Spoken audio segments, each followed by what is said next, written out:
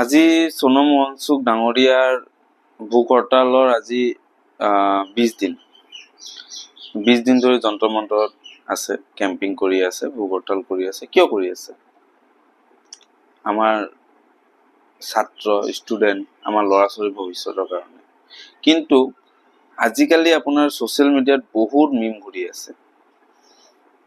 কোনে জোক বনাই আছে, কোনোবাই ট্ৰল কৰি আছে, আৰু কোনো এটা মানে এই বিষয়লৈ বহুত এণ্টাৰটেইনমেণ্ট বনাই দিছে এই বিষয়টো।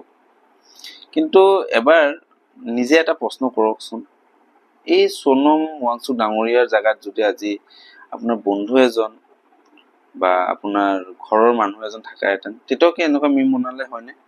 কেতিয়াও নবনায়। এইটো পলিটিকেল ইছ্যু বুলি ভাবি ইগনোৰ নকৰিব।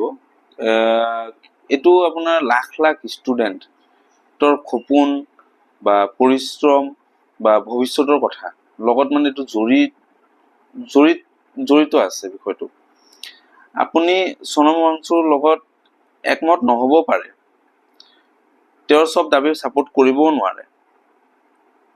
নোৱাৰিব পাৰে, কিন্তু কোনোবাই ছেক্ৰিফাইচ কৰিছে, স্বাস্থ্য লৈ তেওঁ খেলি আছে, নিজৰ স্বাস্থ্য লৈ পেলাই, সেইটোক লৈ ট্ৰল কৰাটো আমাৰ বহুত লাজৰ বিষয় হৈ যায়।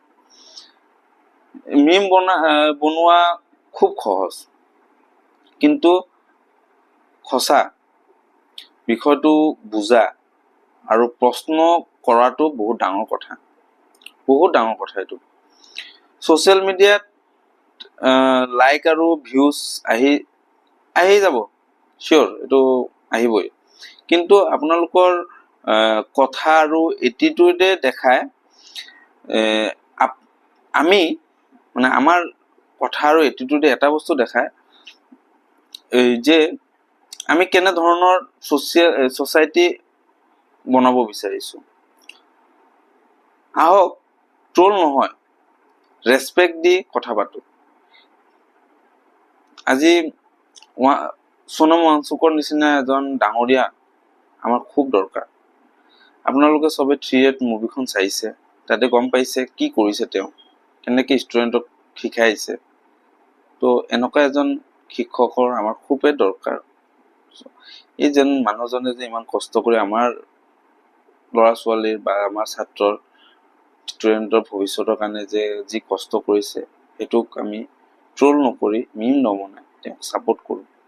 কোনো পলিটিকেল পাৰ্টিক ছাপোৰ্ট কৰাটো মই কোৱা নাই, কাকো ছাপোৰ্ট কৰিব নাই। আপুনি আপোনাৰ মতে এইটো